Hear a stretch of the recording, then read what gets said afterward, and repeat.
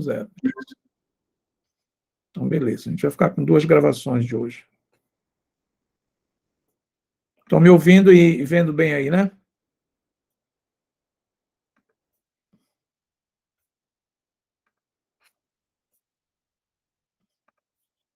Tudo ok? Estão aí ainda? Sim, professor. Beleza. Vou abrir outro slide aqui.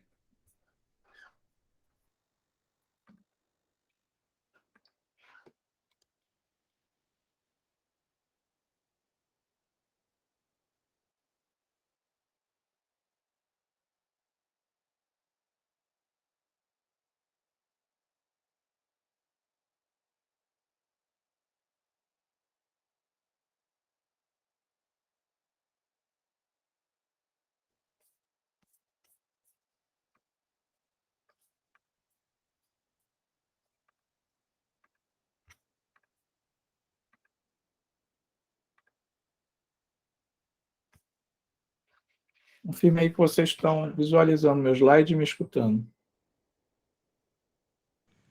Sim, professor. Beleza.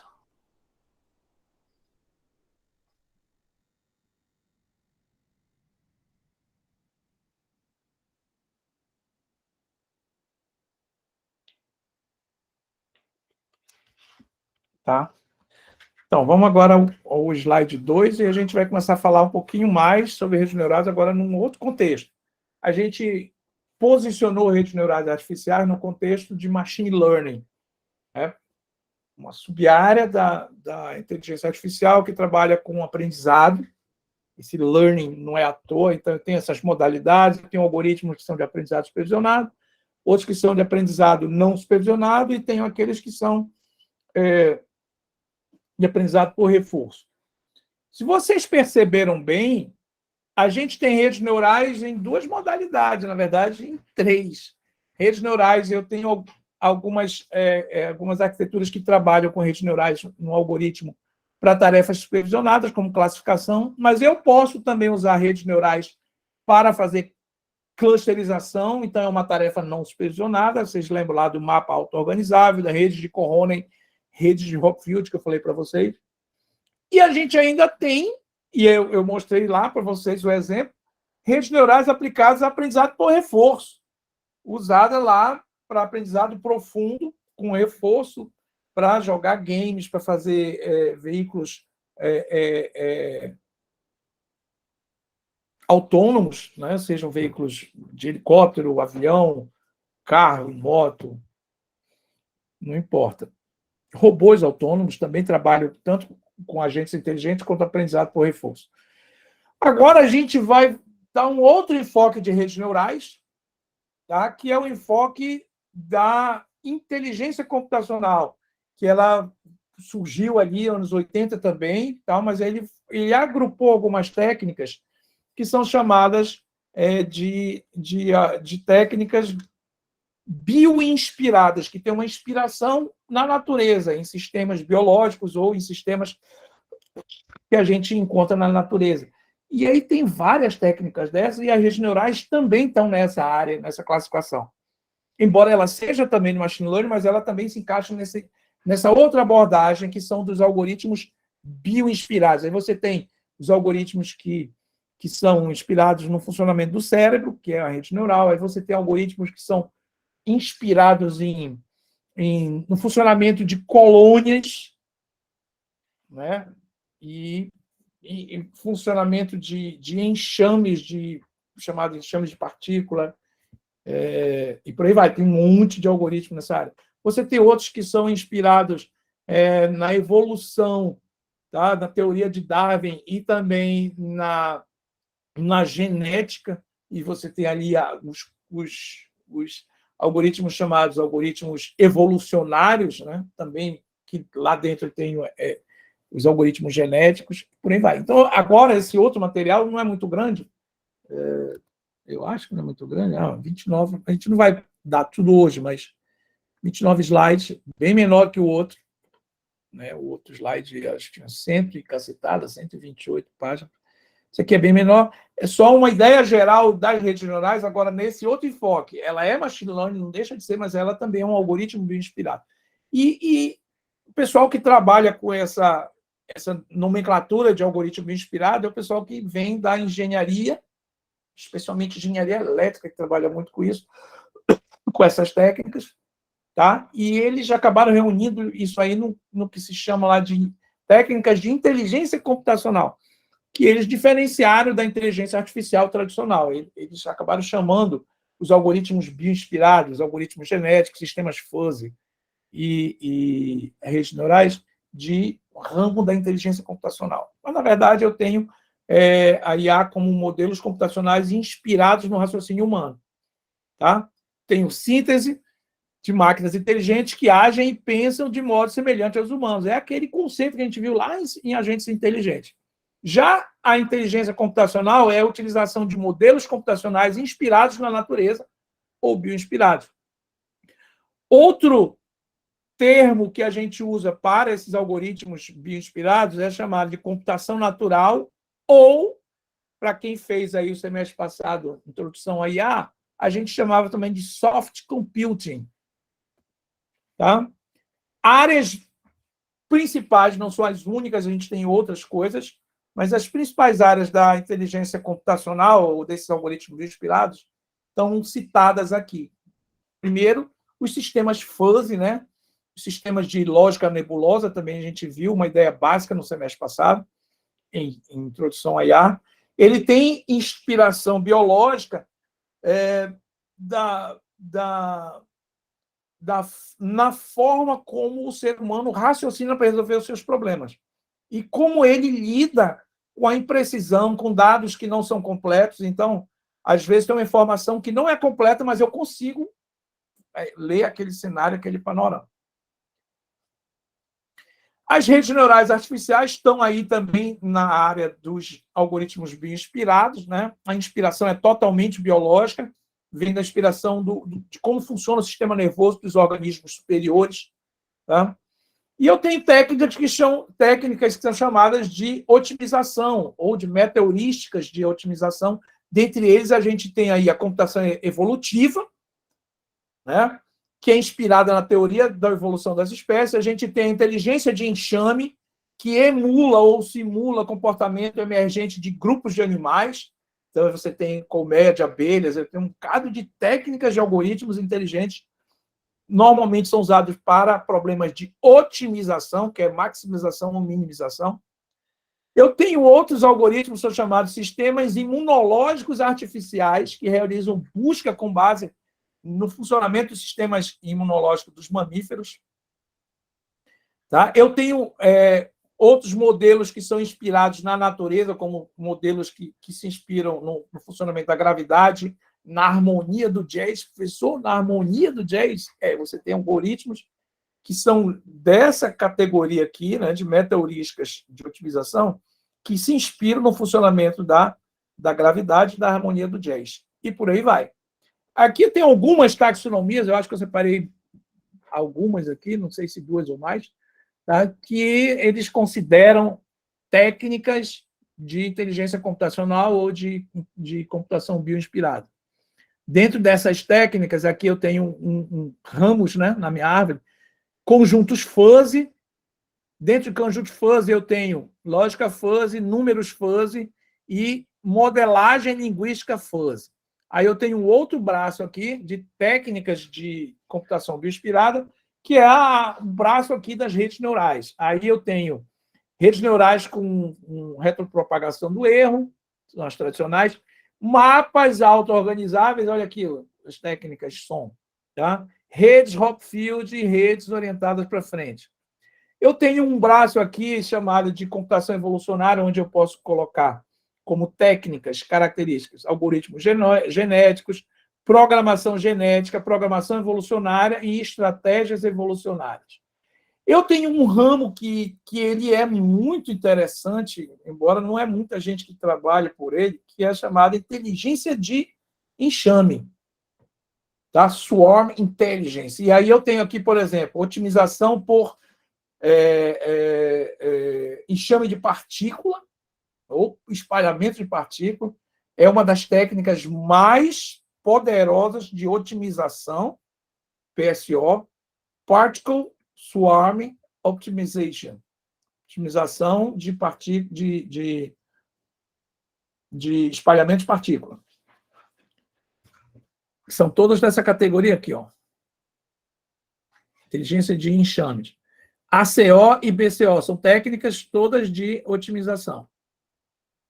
E eu tenho aqui, não é muito especificado, porque é muito raro você encontrar, mas você tem que fazer uma pesquisa muito direcionada, sistemas imunológicos ou imunes artificiais, como um braço também de técnica bioinspirada. Outra taxonomia, outra classificação, outra divisão de classes de algoritmos bioinspirados seria essa aqui, a computação evolucionária, que aí tem os algoritmos genéticos, programação evolucionária, evolução diferencial, programação genética. Aí eu tenho inteligência de enxame, né? Particle Swarm, está aqui o PSO também. Colônia de abelha artificial, outra técnica baseada em grupos de animais, na forma como eles trabalham. Eu tenho o algoritmo de abelha de mel, honeybee, e eu tenho o Firefly algoritmo. Firefly é o Carapanã. A pessoa tem um algoritmo do Carapanã, tem um algoritmo do Carapanã. Tá? Eu não sei se o Firefly é Carapanã ou é vagalume. Me falhou agora. Mas é um desses aí. Eu tenho outra categoria nessa taxonomia aqui, que diz que eu tenho um braço da computação, da inteligência computacional ou dos algoritmos bioinspirados, que são chamados de algoritmos físicos. Aí teve anelamento simulado, são técnicas que fazem, são inspiradas em alguns tipos de mecanismos da natureza. Aí tem Harmony Search, busca harmoniosa, isso são técnicas de busca. Eu misturei inglês com português. Busca ou search. Então, algoritmos de busca. Tá? Algoritmo cultural e algoritmo memético. Algoritmos imunes. O que eu não tinha aqui muito falando, aqui eu já tenho nessa taxonomia, falando de alguns exemplos. Sistemas imunes artificiais, algoritmos de seção clonal, algoritmos de célula dendrítica e algoritmo de rede imune. Então, outra classe de algoritmos bioinspirados.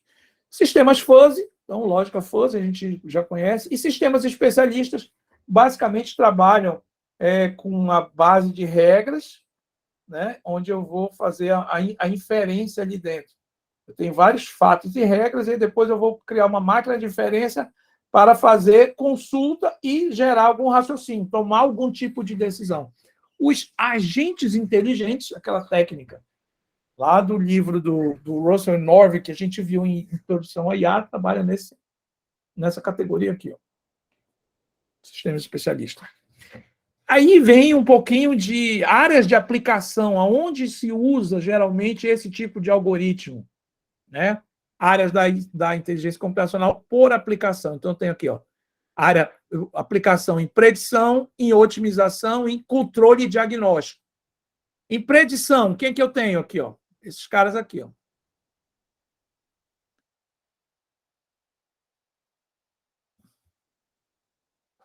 Predição, rede neural artificial e máquina de vetor de suporte. Otimização, é toda essa galera aqui. Vocês estão aí ainda, gente? Tem alguém na sala ainda? Sim, professor. Beleza. PSO, ACO, algoritmo de abelha, Swarm Intelligence, aí vai embora aqui, ó. Algoritmo baseado em populações. Só um minutinho.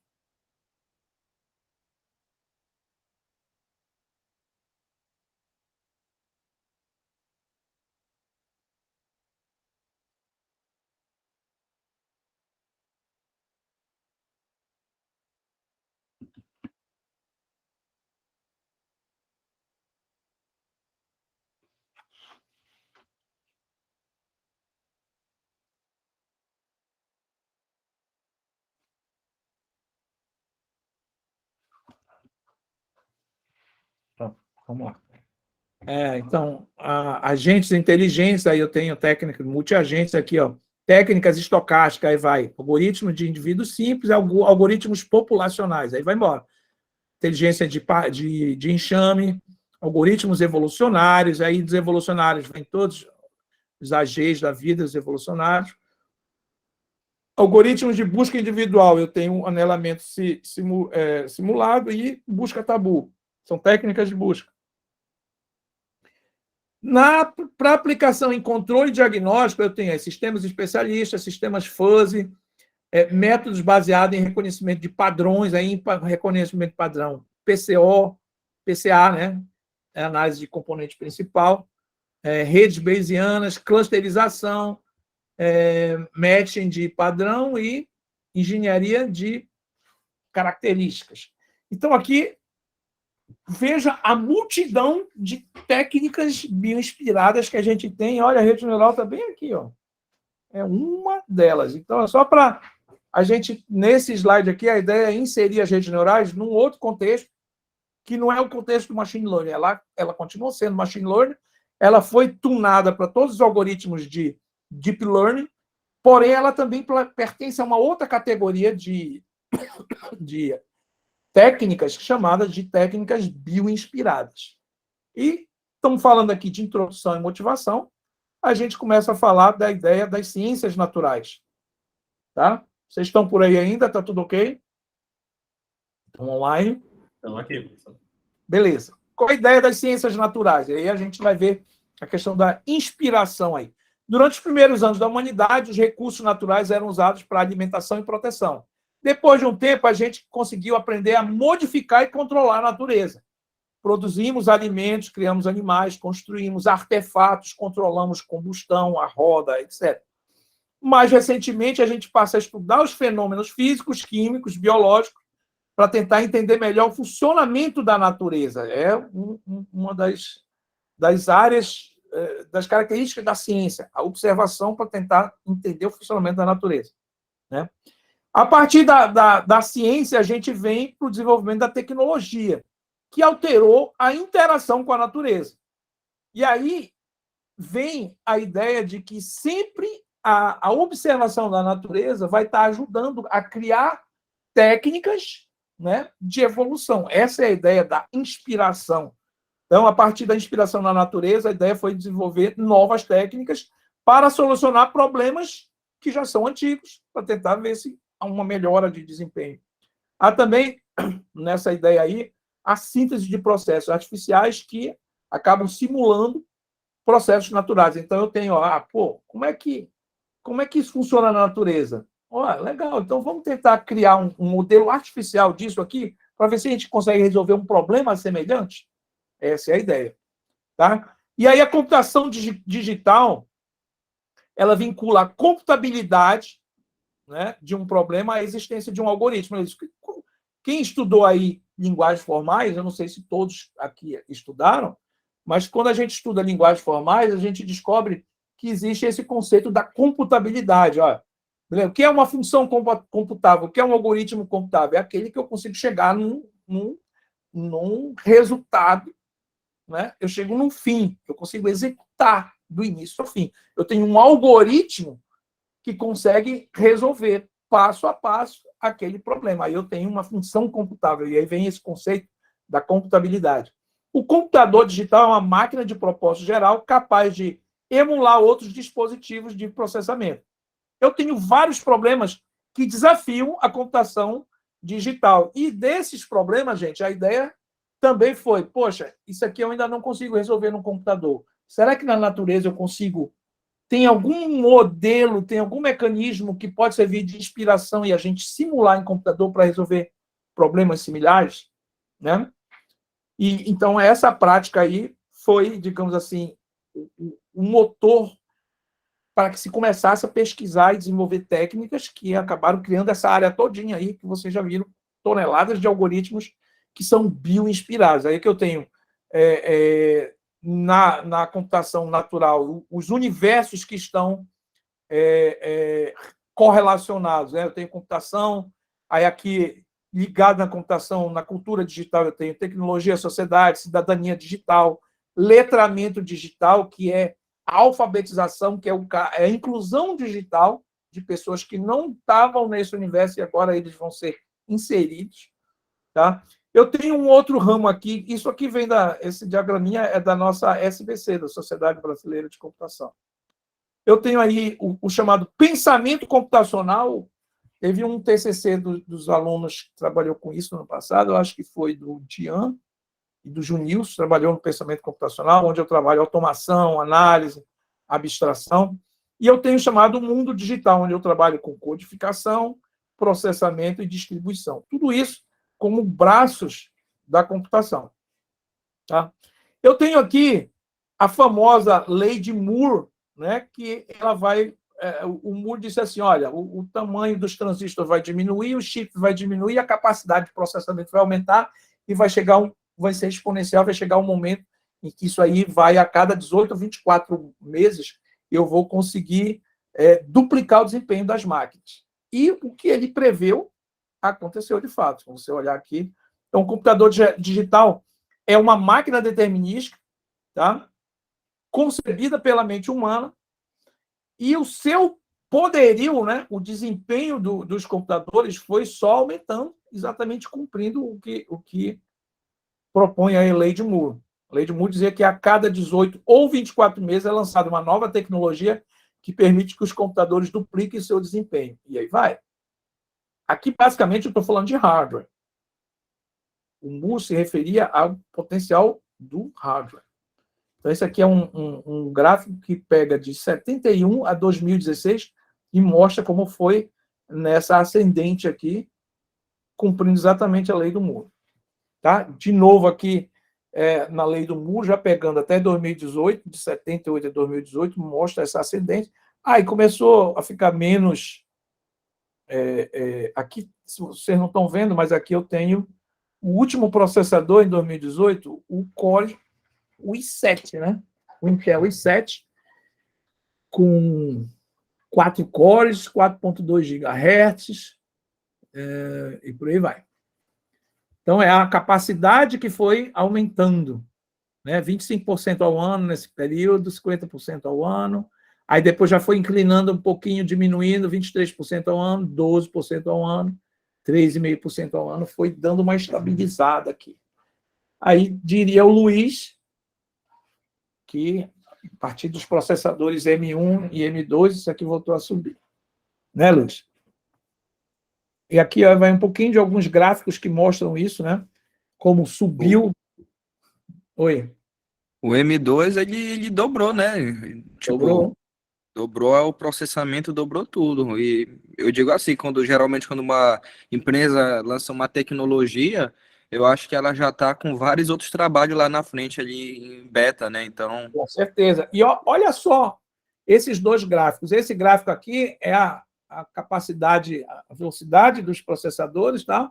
E aqui é o tamanho dos chips. Olha como eles são inversamente proporcionais. As máquinas foram ficando menores e mais rápidas. Não é isso que a gente tem nos celulares hoje? Você pega um celular, um iPhone 14 Pro Max, o processador dele é uma máquina tão poderosa que é um negócio assustador. E o tamanho? Né? Ainda nessa ideia aí da lei de Moore, nós esperamos que evolua, que continue evoluindo essa tecnologia do ponto de vista de inovação e de evolução. Aqui é um gráficozinho que eu fui pegando na internet para explicitar um pouquinho, olha, o tamanho que eram os chips, né, os circuitos, em 2005, 2019, tá? Eram 65 nanômetros, os circuitos lá, e aqui eu tenho já, em 2017, de 7 nanômetros, e aqui cada vez menores. Síntese de material, interconexão ótica, aí vai embora. Exatamente expressando esse contraste entre o crescimento da capacidade de processamento, a velocidade em si, entre aspas, e a diminuição do tamanho do hardware. Esse gráfico aqui, por que ele está para trás, esse gráfico aqui? Deixa eu... Por que ele está para trás? Está para cima isso aqui.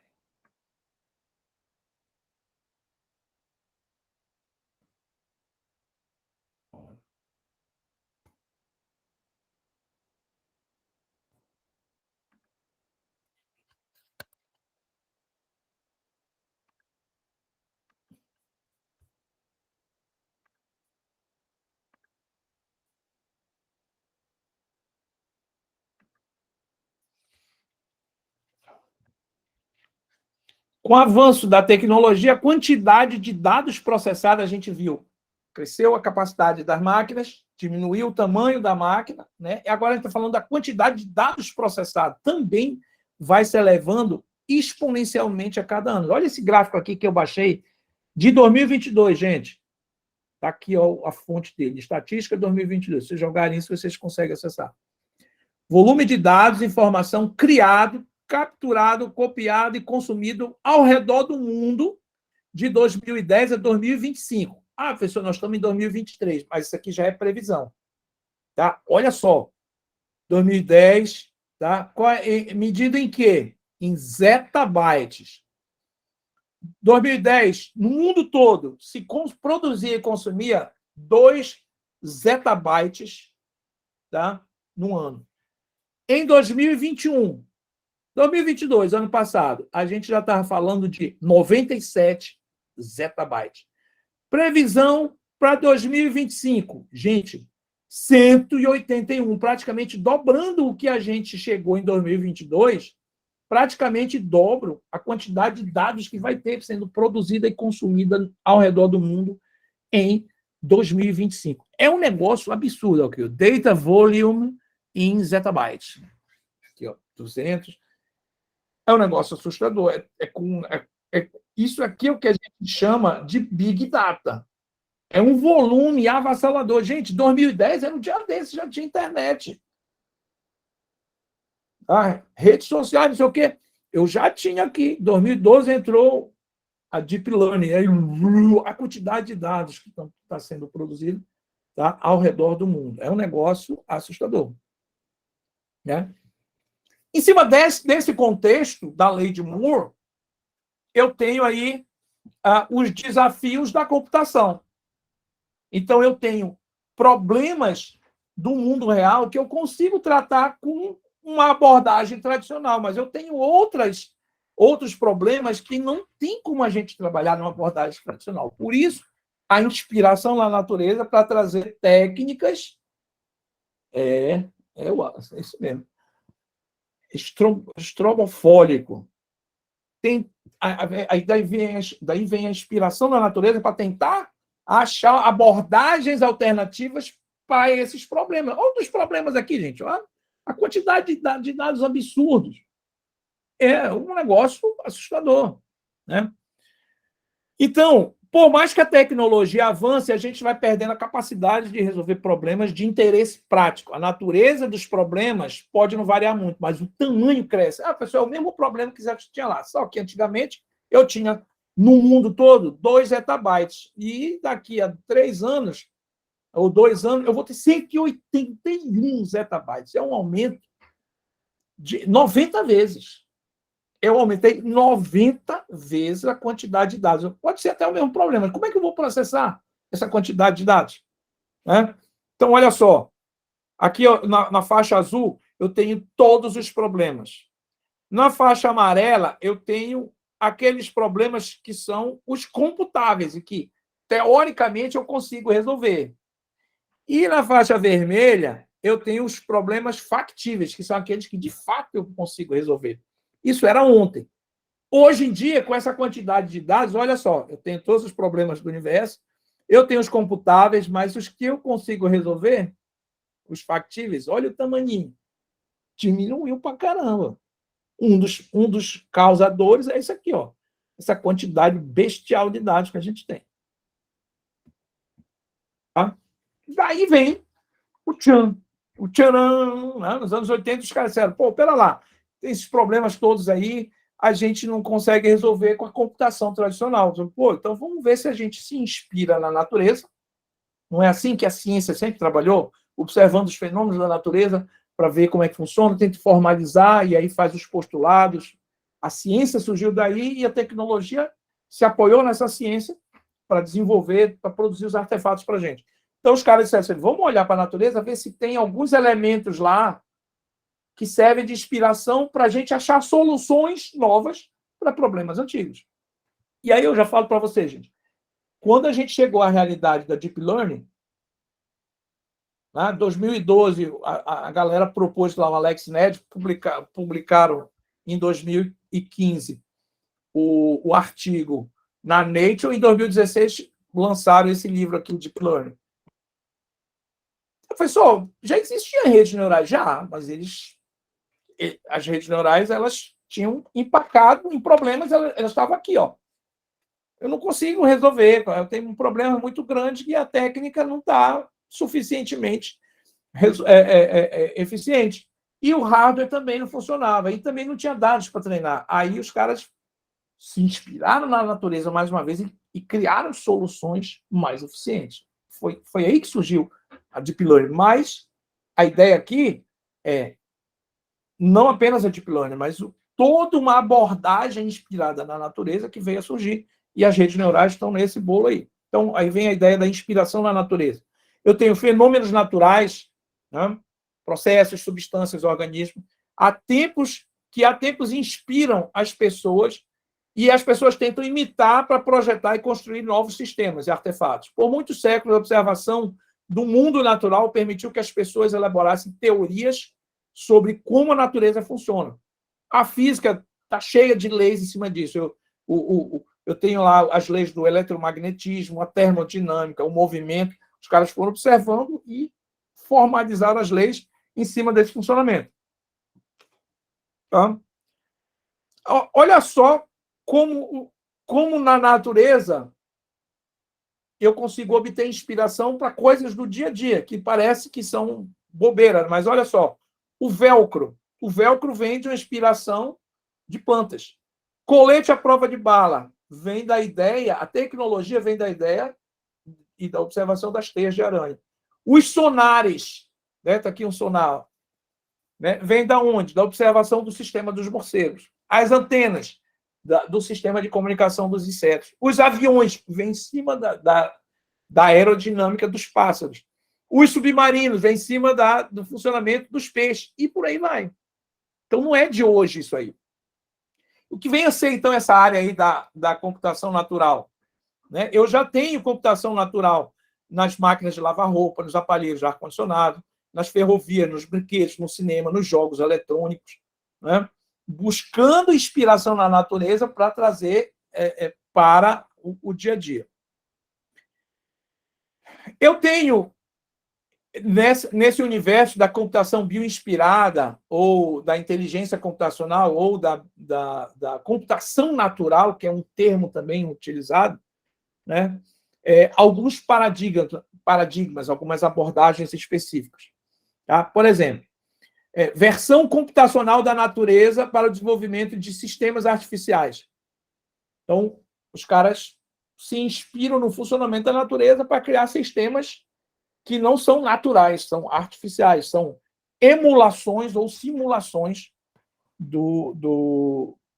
da natureza.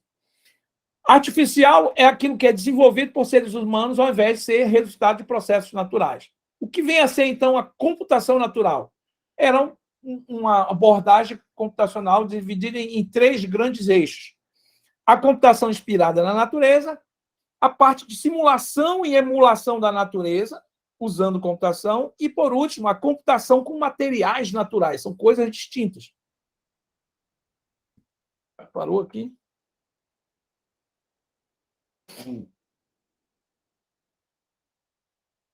Computação inspirada na natureza, fonte de inspiração para o desenvolvimento de novas técnicas de solução de problemas, com destaque às ferramentas computacionais. Então, algoritmos que se inspiram na natureza. Algoritmo genético, redes neurais artificiais, PSO, colônia de abelhas, todos são algoritmos, técnicas que funcionam mimetizando, imitando, se inspirando na forma em mecanismos da natureza. Outra área da computação natural, simulação e emulação da natureza usando computação. Processo de síntese que objetiva criar formas, padrões, comportamentos similares àqueles conhecidos na natureza. Além disso, também trabalha com desenvolvimento de vida artificial. Se vocês quiserem estender o metaverso aqui para dentro, eu permito. Computação com materiais naturais, terceiro braço da computação natural. O uso de um novo tipo de matéria-prima para computar, para substituir a tecnologia de silício. Computação quântica, computação biológica, que os caras já estão criando chips e computadores biológicos, todos em cima de funcionamento de enzimas em nível molecular de DNA. Então, a gente já tem outro tipo de simulação de experimentos, tá, de computadores que não o tradicional silicon-based, né, baseado em silício, no chip de silício. Vocês estão por aí ainda? Estamos quase encerrando essa introdução aqui. Ainda tem alguém na sala aí? Sim, professor. Tinha 18, já tem 12. Mas ainda tem os resistentes. Sextou, está quase lá. Né? A computação natural, então, é uma linha de pesquisa baseada ou inspirada na natureza. Permite o desenvolvimento de novas ferramentas de computação, software ou hardware para a solução de problemas, resulta em processos de síntese, padrões, formas e comportamentos de organismos.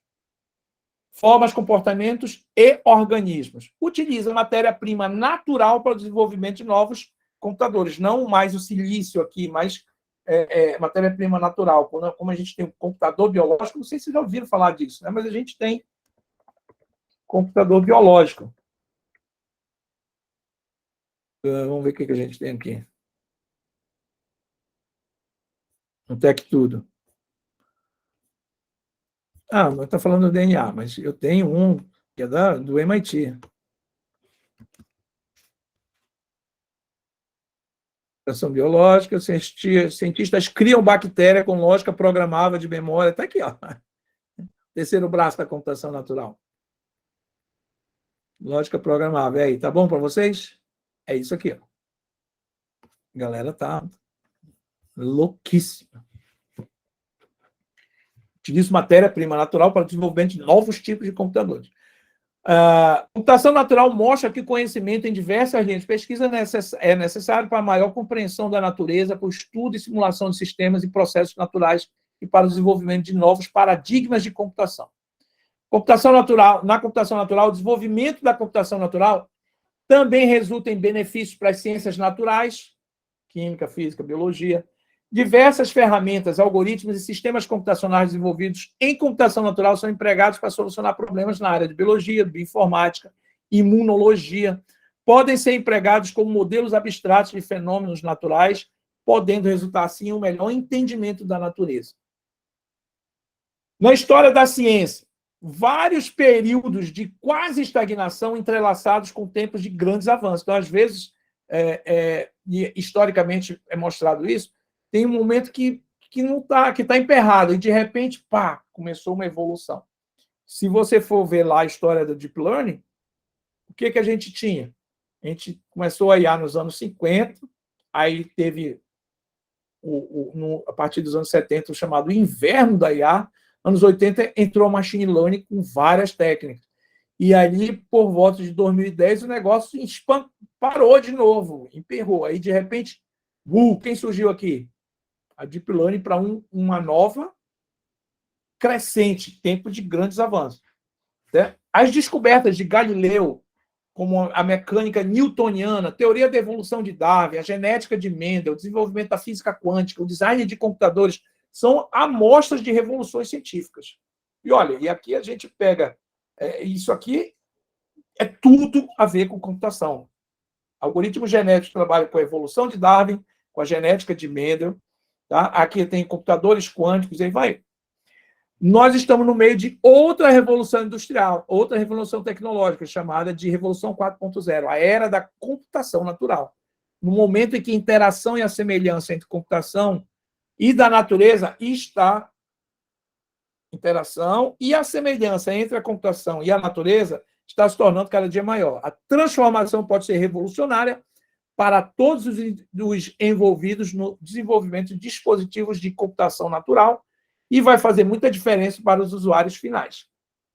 Podemos notar as nossas planilhas de cálculo muito mais rápidas, nosso verificador gramatical trabalhando, sugerindo palavras antes de digitarmos aqui os attention mechanisms da Deep Learning. Tá? Vários problemas complexos sendo resolvidos, robôs falando, dirigindo carro, novas formas de vida, padrões emergentes em uma tela de computador ou smartphone na nossa frente. De fato, estamos lidando com resultados finais da computação natural, que já vem sendo desenvolvida desde lá de trás, e não com o processo em si. A principal motivação para esse estudo é que na natureza que a natureza tem muito enriquecido a informática, sendo bem-sucedida em resolver problemas altamente complexos. Tá? Isso, se inspirar na natureza para resolver problemas do mundo real usando a computação, requer estratégias, estruturas que normalmente não podem ser modeladas ou entendidas de forma direta. Por exemplo, olha só, em uma colônia de formigas, está aqui uma colônia de formigas, tá? Todas trabalham para encontrar o alimento como um comportamento inteligente e coletivo. Então, existe uma inteligência coletiva no funcionamento do formigueiro. Como elas saem para trazer alimento e voltam. O que esses caras fazem? Vamos estudar o comportamento dessas colônias de animais para ver se a gente consegue detectar o padrão de comportamento e aplicar para resolver problemas reais aqui fora.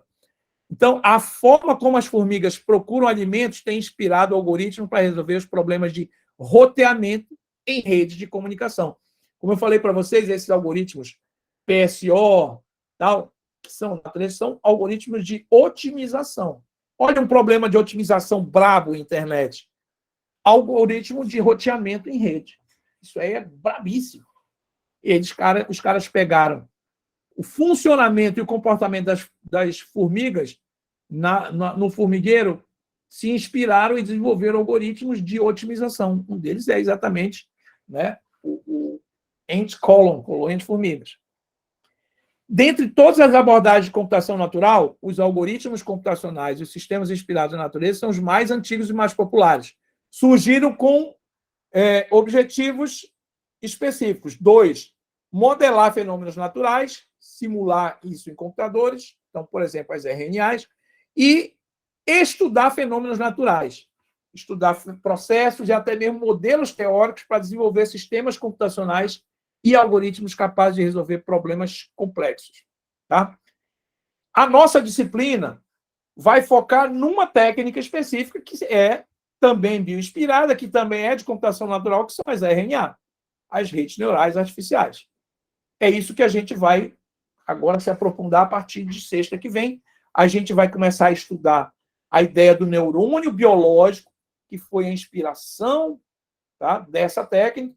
Depois, como é que os caras, McCulloch e Pitts, lá atrás propuseram a ideia de um neurônio artificial, e aí todos os algoritmos que pegam essa inspiração para resolver N problemas de aprendizado supervisionado, problemas de aprendizado não supervisionado, problemas de aprendizado por reforço, tudo usando técnica inspirada de redes neurais artificiais. Tá bom?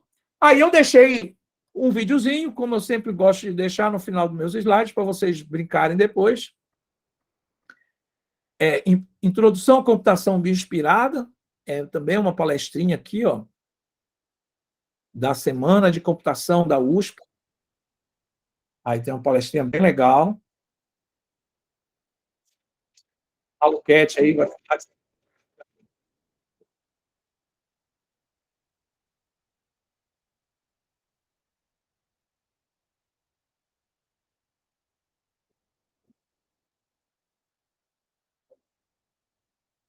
Aí vai embora.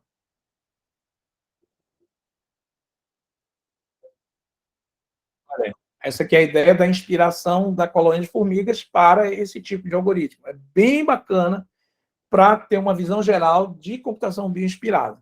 Então, fica aí como sugestão de conteúdo complementar para vocês. Tá? Esse é o nosso, e assim a gente encerra o nosso slide número 2. Eu vou fazer agora a nossa chamada. Tá? Eu vou finalizar a nossa gravação, que já está bom por hoje, é a nossa segunda gravação. Quando o Google me passar, eu vou gerar 2 vídeos lá, vou colocar parte 1 e parte 2.